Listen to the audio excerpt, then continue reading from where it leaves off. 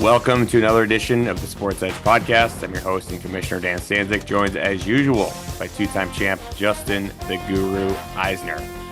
Guru, how are we feeling tonight? Great. Finally in the win column. I talked last week about just really wanting to put up over 100 points, and I put up a great week. It's very exciting. Very exciting here in Guru land. A season high for you, 140 points. I know. I thought I was going to be able to get the weekly high to tick that box. We talked about that in an earlier podcast, that I've got a bit of a streak going, but it's feeling like that streak might come to an end. When the 140 didn't do it for me, I'm not too excited. I've got a Buy-Mageddon coming up too in one of my 3 matchups, so I don't like my chances. Yeah. Hathaway. Whenever we do the pod, it always reminds me I have to send some money via Venmo. It's Hathaway this week who is charging, and we will get to that in a little bit. We do have plenty to cover tonight, as usual, including a check of our inbox. It's been a while. Yeah. But first, we will recap the Week 11 action, and of course, we have to start with one of the most thrilling matchups in Sports Edge Fantasy Football League history. Robbie edged out Pete by 0.1 points after 2 Josh Allen kneel downs took 0.2 points away from Pete. As the soothsayer himself, Mr. Slops, Pat Hoban, mentioned in our Week 7 podcast, this is the worst possible feeling in fantasy football. Is that the worst feeling in fantasy football, scoring the second most points in a week and taking an L? I do have some other nominees for you guys. So if you want to go yes or no, feel free. But I will also nominate losing in week 14 to miss the playoffs, a season-ending injury to one of your star players, someone drafting the guy you wanted with the pick right in front of you, or something that I've grown all too accustomed to, watching your opponent slowly beat you on a Monday night. Anything worse than any of those, or what is the worst in your opinion? Hoban. Yeah, I have one, and it actually happened to me twice in 2 different scenarios. Gambling on a parlay for someone's rushing yards. And also, I know we don't talk about other leagues here, but in another league years ago, I had a quarterback. I was winning the matchup on Monday night, and he kneeled the ball, and I lost. So when the quarterback takes a knee, I also had a Lamar Jackson about 3 years ago, a parlay that had hit, and he kneeled the ball 3 times, and I lost the parlay. So I think your quarterback kneeling during a win when you're winning to go back decimal points and lose. All right, Guru, I have tallied up all of the games in league history. A lot of math for me, a lot of staring at spreadsheets. All the games in the league history that have been decided by 1 point or less. Would you like to guess how many games in the history of this great league have been decided by such a narrow margin? Yeah, so I'm not even going to give you an over-under. I just want pure instinct. What do you think? So how common is this? How rare is this? Yeah. What is your head telling? I thought about this. So we've been doing this for like almost 20 years, right? It's got to be like 16 years, something like that. This is year 17, I want to say. Okay, so my math was this probably happens every other year approximately. So I went with 10. The correct answer is 28 times. No way. This is the 28th time a matchup has been decided by 1 point or less. That's incredible. Incredible. The 0.1 margin is the smallest of all time. It ties the mark, which was set by Zans, who beat Ty by 0.1 points in 2010. So it's the second time that has happened. The narrowest possible margin. Well, actually, I guess you could get narrower. You could lose by less than 1/10 of a point, because the now third 2 decimals, right? So the third fewest margin is 0.12, and then there's a 0.18, couple 0.2s, couple 0.3s. But I do have every team's record in these such games. I will put it to you like this: would you like to guess who has done the worst, who has done the best? Throw some guesses at me, and I will tell you how you did. This seems impossible to figure out. I wrote no idea in my notes, but I'll guess for the point of the pod. But I will say that Hoban has done the best. Hoban has been in the second most frequent. Yeah. Okay. He has been in 8 such games. He is 3-5. Okay. So he is tied for the most losses by less than 1 point. So it's not an enviable position. You mentioned that Zans beat Ty, so I'll say maybe it was Zans. That'll be my second guess. Zans is kind of right in the middle with Hoban. Zans is 3-2 in these kind of games. Okay, so he's only been in 5. He's only been in 5. Hoban's been in 8. Okay. All right. One team has been in 10. Wow. Curtis. Curtis is actually 3-1. Good for third place by winning percentage. Curtis is 3-1. I don't feel like it's me. That's just a gut feeling. You are actually in first place. You have the Wow. best record in 1 point games or less, and that is because you are 1-0. Only one game, 1-0. So I I was actually right. have My theory was I don't think I've been in a lot of these games. So actually, you, I was you've right. been in one, and I should have this other document pulled up, so shame on me for not having it pulled up. But I will tell you your 1 point game if I can find it.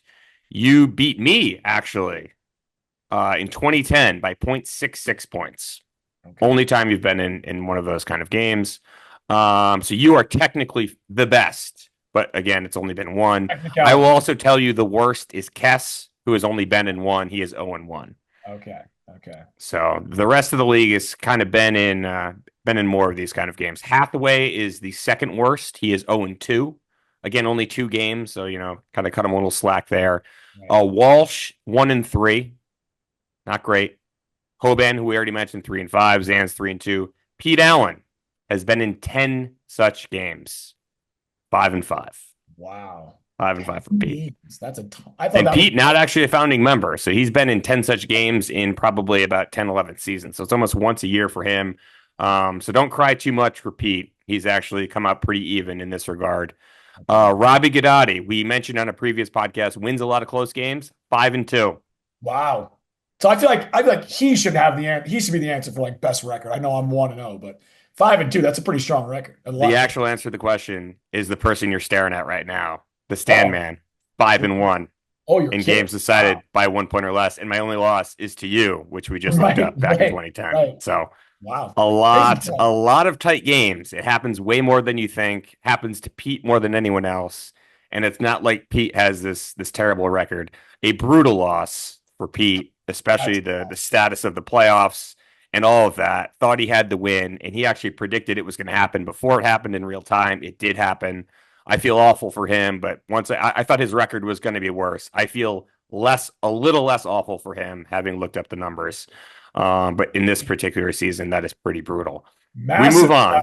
Massive shout out to Hoban too. We should just call out Oh how yeah, crazy yeah. that was. Stanzik put that list together of worst ways to lose. That wasn't even on the list. Didn't Hoban even came think of up it. with that on his own. Neither of us thought of it. He was the only one that thought of it. And then what? No, mere couple weeks later, it happens. Unbelievable. Unbelievable. Incredible. Hoban, a genius. He comes up with a double tight end strategy, which has taken some lumps in recent weeks. Plus the draft math. I mean, he's got all the advanced analytics out in your town.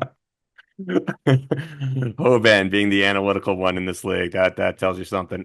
Steve, speaking of Hoban, Steve hung on, beat Hoban by 11, and Steve finds himself alone in first place. But that is enough about him for now.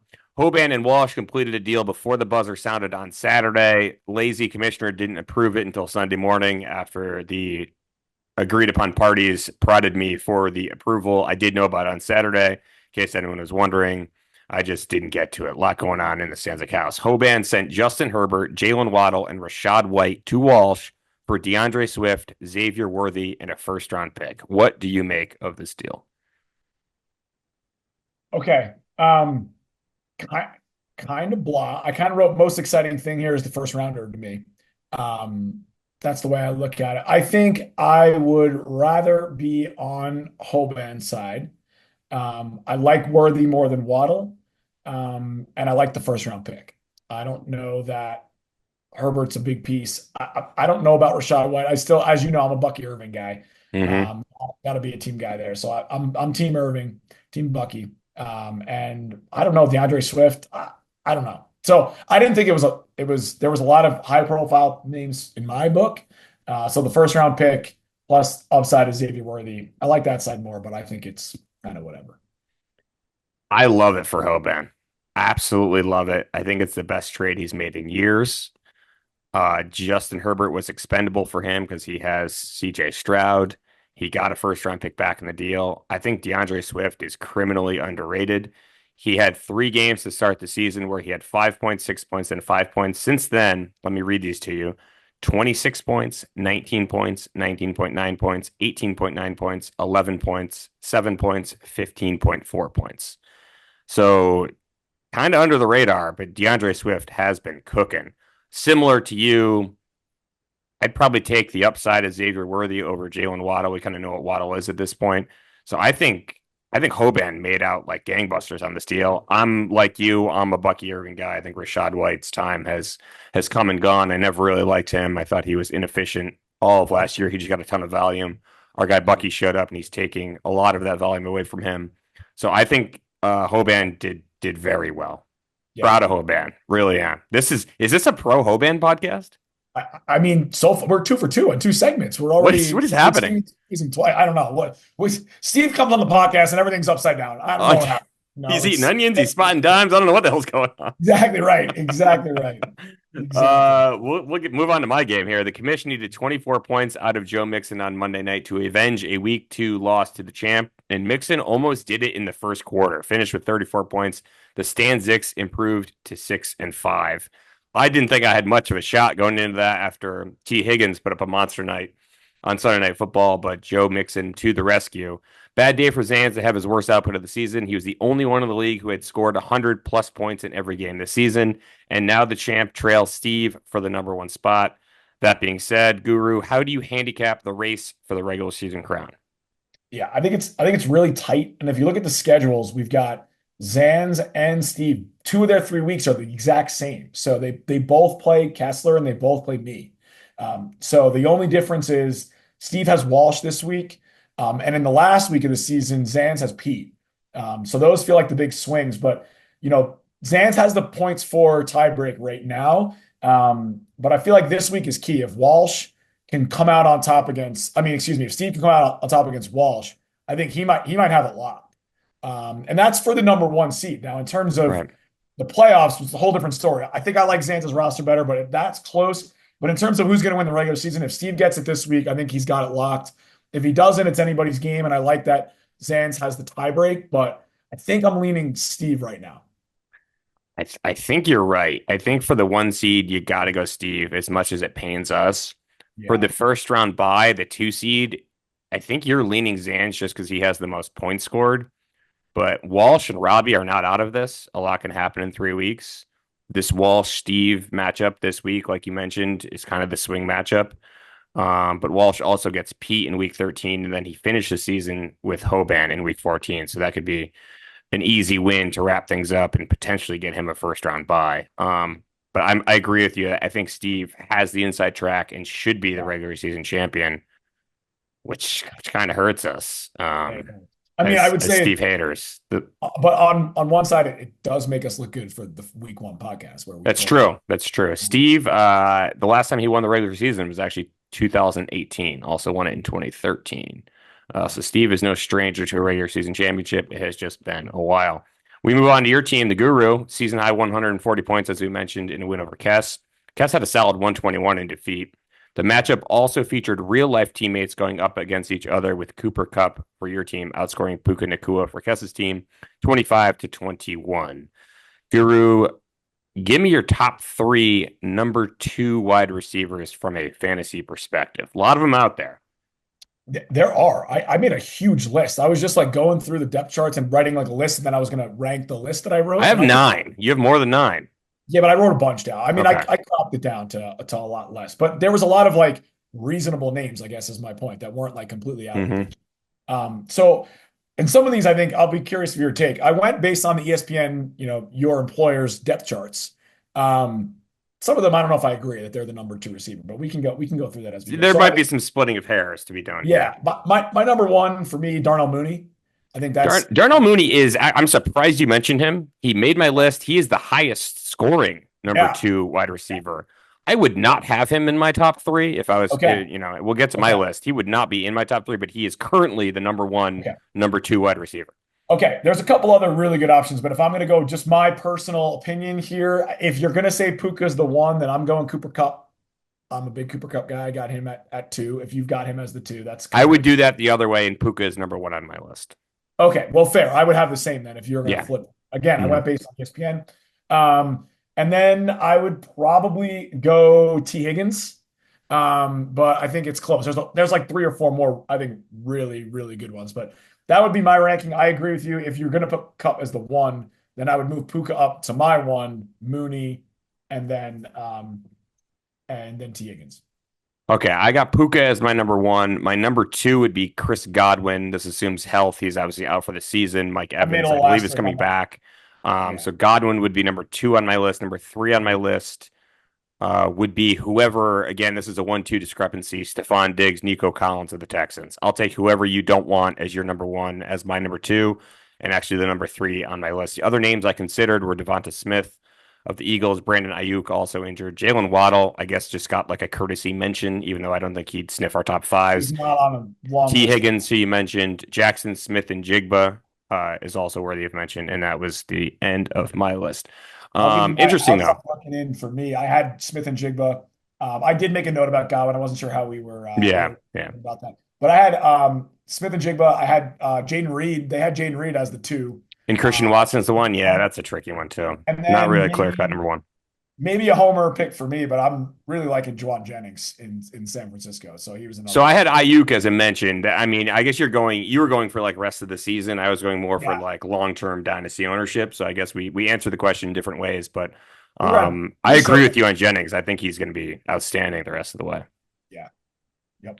Last game on the docket, Hathaway, we mentioned, got the league high score. He got 0 points from a tight end in his flex, still had 167 points. He beat Walsh. 98 of the 167 points that Hathaway scored came from the Detroit Lions. Jared Goff, Amon-Ra St. Brown, and David Montgomery. The Sun God's disciples are now very much a playoff threat, Guru. We've been talking about this for weeks and weeks. We thought he was out of it, and he has stormed back into it. You and I are currently tied at 6-5 and in the 5th and 6th place in the standings. So this one's gonna hit a little close to home, but how would you assess the playoff race for the last 2 spots? Feels like it's 4 teams fighting for 2 spots. Yeah, I mean, I think that I am clearly on the outside of this race. If you look at this, I would argue that I have an insurmountable deficit in terms of points for the tiebreaker. I'm down basically 100 points to all 3 of you. And I'm probably not going to make 100 points up in 3 weeks, especially because on the last week of the season, I have a ton of buys. So that is not only, am I going to need to be lucky to win that matchup, but to put any sort of decent score up is going to be tough. So I don't see any way that I surpass that, which to me means that I'm already tied in a way if I don't win out with both. Yeah, you control your own destiny. You win out, you're in. I win out, I'm in. But I think that last week is a loss. Like, I don't see any way I'm beating Robbie in the last week of the season with the buys that I have. So that is just going to be tough. So I think I need to win these next 2 weeks, which is no, easy road. One of them is against Zans this week. So that's going to be tough, but I've got to find a way to win those 2 and get lucky. So to me, I am clearly on the outside. I like your position, Dan, just because you have the lead in points for on both of these guys. Not by close though. It's close, 20 points. So yeah, those are definitely. I have the game advantage, the one game, the win column advantage. You play Hoban as one of your last 3 games, which is a nice advantage. Hath does not, and I do not. So that's good. Now you play Hathaway in the last week of the season. That could be an incredible game, depending on how these winner go home game. That'd be good. It could be winner go home game. It could be. Could be. So I think I'm definitely on the outside. Even though, like you said, I do control my own destiny. I do think they're gonna make that game up on me somewhere along these next 3. But it's anybody's race. I think I'm on the outside. I think you're on the inside. And I think it's going to be a battle between Hath and Pete for that last spot. If you had to pick, who do you go with, Hath or Pete? Oh, man. I'm going to go Hath. Yeah, I think all the momentum's there, especially Pete with this. We picked them at the beginning of the year to be good. I think it's just catching up. Yeah, it's tough. I think I agree with your assessment, but if there is a world in which the 2 of us win out and remain in the playoffs, that will be better for the podcast. Especially, it may increase the number of podcasts we do. You remember last year we both lost and said, "Screw this, we're not doing it." So we need a serious sit down about our integrity of the podcast for this before the playoffs starts. We need to have a which actually takes us to our second and final segment tonight. I believe the last time we checked the inbox, there were some concerns about our integrity when someone asked why we didn't continue with the podcast after we both had lost. We do have a series of emails for me to get to. I will read them to you and we can both respond. First one comes to us from a Dan in Connecticut who writes in, I have said on multiple occasions that Cam Payne is my least favorite player in the NBA. Something about him just bothers me. I think it's that he clearly thinks he's the best player on the floor at all times and takes way too many shots. He is now a member of my favorite team, the New York Knicks. I still don't like him, but I'm coming to terms with my new reality. So, Commish and Guru, who is the fantasy player that you hate the most for whatever reason? So, Guru, we'll start with you. Yeah, I mean, thanks to Dan for the email. He sounds like a guy who's got his head on his shoulders there. But I think for me, it's a personal thing. I think I mentioned it maybe one of the very early podcasts this season is Devontae Parker. Oh, wow. Went old school on me. I love it. Drafted him, and it just never happened. It never happened for me. And so for that, I've held a lot of resentment over the years. And so it's Devontae Parker for me. But that's a personal thing where he just never quite blossomed into what he was supposed to be. I think those are the best ones, is the personal ones. Do you have a current player that you can come up with off the top of your head or no? Not off the top of my head. I can look at my roster right now. Okay. Well, it doesn't have to be on your team. That's the thing. Well, I feel like, why would I hate anybody else? I don't know. I got three names for you. One we've discussed a couple times this year. Tyler Conklin. Fuck that guy.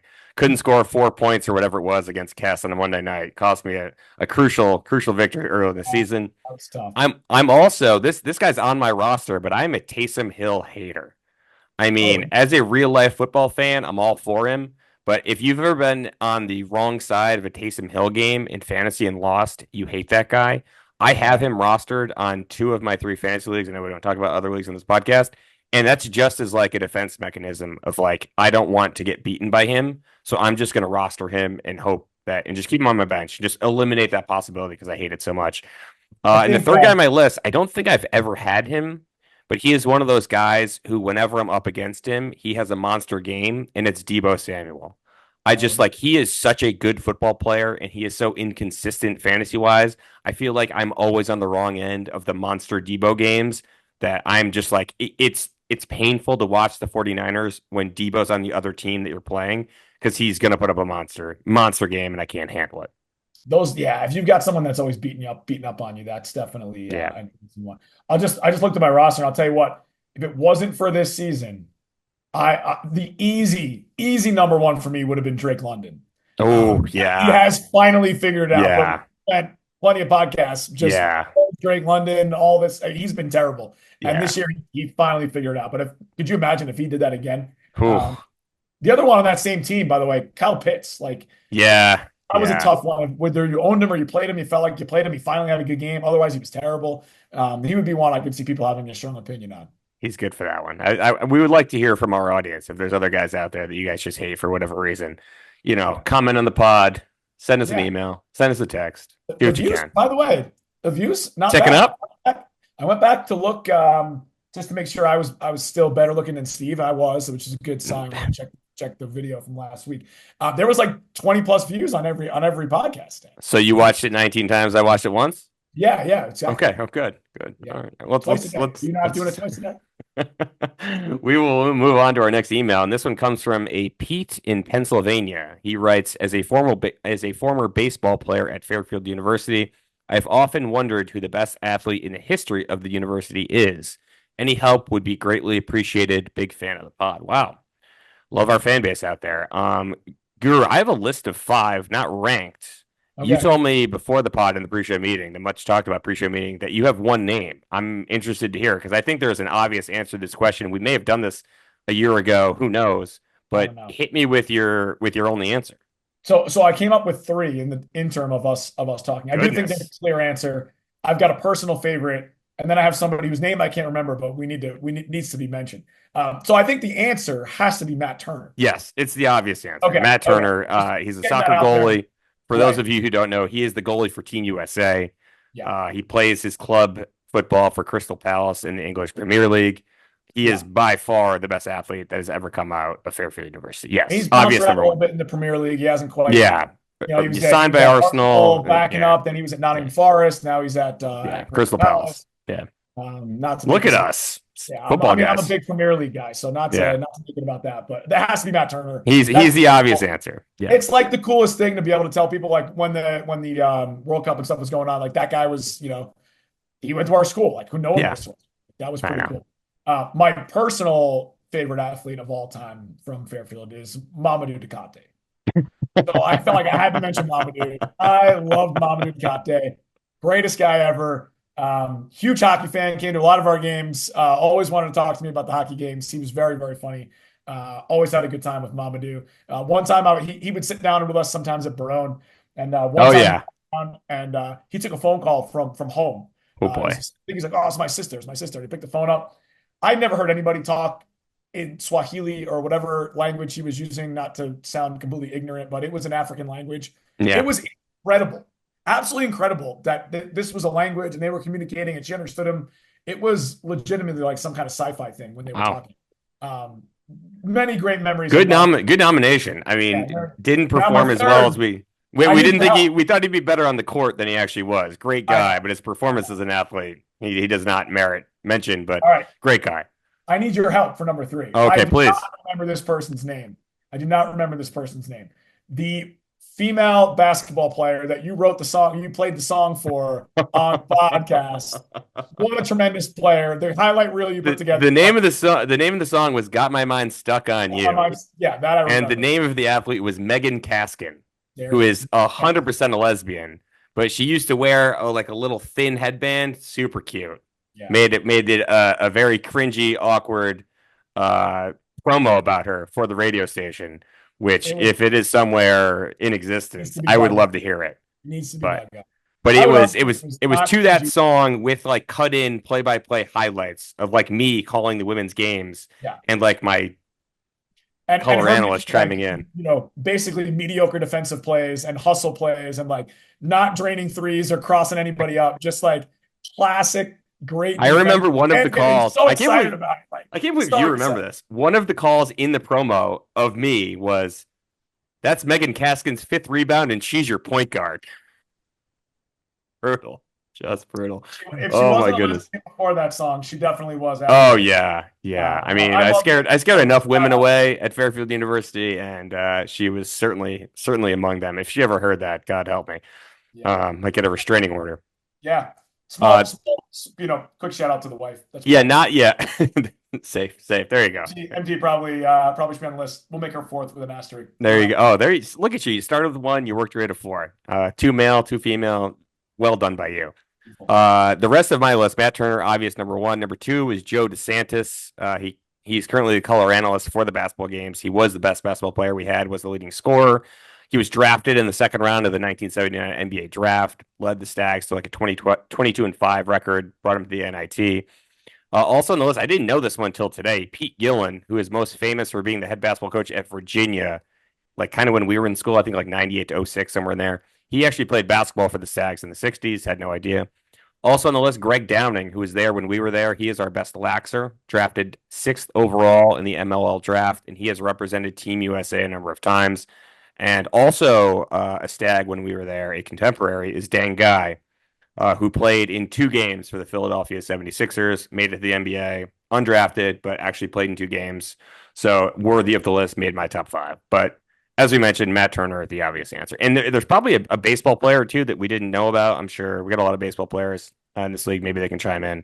I know we've certainly had a few that have been drafted. I know one, I don't know his name, but I know he is in AAA for the Mets. And I know that because they play in Syracuse. That's what I was going to say. I knew there was a recent draft. Because the team's been very good. They made the NCAA tournament a couple times. So I'm sure there's a baseball player we haven't mentioned who, if they make it to the show, is certainly going to be on the list in years to come. Our next email, actually, Guru, this is interesting. Our next email comes from an MT in Colorado. She writes in, "I just heard from my husband that a kid I took a creative writing class with in college has a book that's coming out next week. This is the same kid that caused a stir on campus my senior year for writing a gender-based column that was highly controversial. I think he once said about girls from New Jersey that, quote, considering the amount of times they've been pumped, you'd think they'd know how to fill up their own gas tanks," or something like that. I was just curious if you know this book of his will be the same kind of controversial. Guru, you got any thoughts on that? I certainly have plenty. I mean, I would argue that it was not very controversial. It was right down the middle. Just very, very good journalism from Dan. It was fact after fact after fact, week after week. That was a great read. I don't know about this new book. I'd love to hear more from the author of if it's controversial or not. Well, the new book is right here. It's called Stugatz's Personal Record Book. It hits stores Tuesday, the Tuesday before Thanksgiving. This upcoming Tuesday. Guru, have you purchased this yet? Have you got this? I'm putting you on the spot here. I Not know. yet, but I want to hear more about the book so that I can Okay, get. I'd like you to go to your I have no idea what it's nearest. about. I'm ready to support. I just need to know a Okay, little bit. I will say this: it's probably not as controversial as the column was back in the day, but it is definitely appealing if you like Stanzik's style of writing. It is a sports humor, sports satire book where titles and rings are taken away from players, coaches, executives. Sports are declared dead altogether. Players are removed from the halls of fame. It essentially takes a series of hot takes and adds logic and reason to them, which reminds me of one of my favorite movie lines of all time from As Good as It Gets, Jack Nicholson. I think I've told you this before. He plays a famous writer, and in one scene, a woman comes up to him and asks, "How do you write women so well?" And he pauses for 1 second, looks at her, and he says, "I think of a man and I take away all reason and accountability." So I think if you enjoy this kid Stanzik, who this MT went to college with, if you enjoy his kind of writing, I think you'll really enjoy the book. Go to your nearest bookseller on Tuesday, Wednesday. The first week is what they tell me. The first week is what matters most in terms Okay. of trying to make some sort of bestseller list. So if you could purchase that book, pre-order it, or go to your nearest bookseller Tuesday, Wednesday, whatever of next week, that would Now, be excellent. what is better for you? Is it better for you for us to purchase it on Amazon or to actually go to the store and I buy it? think nowadays, I think it's go to the store because I don't Okay. know if you order it on Amazon right now, I'm not sure you're going to get it next week because they got to ship so many out. I think Hoban actually, true story, and I can pull up my phone to confirm this. But Hoban texted me last week. I should have mentioned this on the pod. Shame on me. Last week he knew we were going to roast him for losing 9 games in a row, Yeah. so he sent me a screen grab of his purchase of the book and said, "Be gentle on the pod tonight." And he placed an order on Amazon, and it said the estimated delivery was Friday, December 13th. So I think if you order on Amazon, you're not going to get it until then. I'm You gonna will try to go to certainly the get it. store. You'll get it before Christmas. Great Christmas gift for all the sports fans in your life. Your wife among them. Your wife took a creative writing class with this kid, so Yeah. I think maybe she would enjoy it. He was Throw it in the the stocking. sports editor of the Mirror, if I'm not mistaken. So There you go. yeah, but no, I would like to go. I'm going to go to the store. I'd like to see it in person and make a book purchase for maybe the first time in my life. I'm There not a you go. reader. If I hope it's in the store. I'm gonna be very disappointed if it's not in the store you go to. But if it is in the store and you go purchase it, take a picture. I Send will. that Oh, one I out will. there. I will. We're getting that. It's going to be a selfie. It's going to be big. I It's going to like be it. I like it. We have one more email to get to tonight, and it is from, let me pull this up, from a Steve in California who writes, "A couple weeks ago on the pod, you asked for the funniest possible outcomes for Walk This Way. Since that show, they've won 2 straight and are currently alone in first place. What are the least funny outcomes for Walk This Way?" Guru, what do you think? I mean, the least funny would be he wins the next 3 games and wins the league. That's not funny at all. And then I guess just get either of the two bye weeks, bye spots, but so finish first or second, and then lose to Zans in the final. I mean, I think that's not funny either. Um, I really hope we get a crash and burn Stanzik. I Yeah, can't I handle it. know. I can't handle it. Not fun. Just writing this, I felt sick to my stomach. And This doesn't make me feel good at all. I think do you have I another will hand? say this though. If Steve does win the league, as devastating for this podcast as it would definitely make him more of an enemy of the pod. So we'd have that. And he would also be the 8th different manager to win the league in the past 8 years. Great stat. The only two that would not be a part of that list are the two without a title. That would be Hath and Kess. So that would be interesting if we had 8 straight titles from 8 different managers in the league. So I think the least funny outcome would be Steve wins the regular season, loses in the final, makes the most amount of money without actually winning it, and furthering this feud that we have. So we obviously Yeah. don't want any of that to happen. We want the crash and burn. I don't know if we're going to get it. I hope we get it. We both just picked him to win the regular season, so we're not optimistic, but maybe there is someone I'm starting out there. to really like my thought the other week when you asked about the funniest, when I said Hath sneaks in and beats him and then goes on to win. I'm starting to like that. There's some momentum there. I think that would be good. If Hath does win, maybe this is a question for a future podcast, but do I then have to make a new 30 for 30 about his team this season or update the old one? You might have to. You might have to. Boy, unbelievable. We will leave it there tonight. Only 2 segments, but plenty of content for you guys, plenty of free content for you guys on YouTube. Guru, thanks as always for doing this. Thank you. Maybe everybody watch it twice this week. Maybe get to there you get those views up. Thank you to all of you who are watching this on YouTube, and good luck to all of you in week 12, except for Steve.